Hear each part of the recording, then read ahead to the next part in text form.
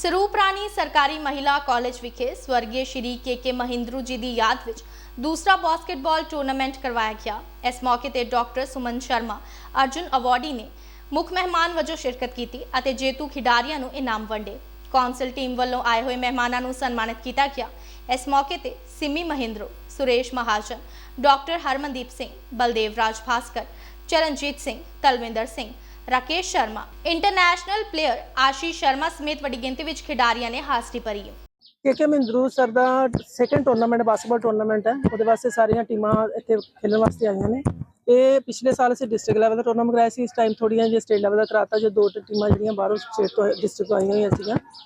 इहदे विच 11 लड़कियां दी टीमां सी ते 7 जिहड़ियां लड़कियां दी टीमां सीगीयां। बच्चों ग्राउंड नाल जुड़ो, ग्राउंड वाल आओ, ग्राउंड वाल मुख करो, अपने नशा तो बचो, जिन्ना नशा तो बच सकते उन्ने चंगे। सिरे पढ़ो, दोपहरी पढ़ो, शाम को जरूर ग्राउंड जाओ।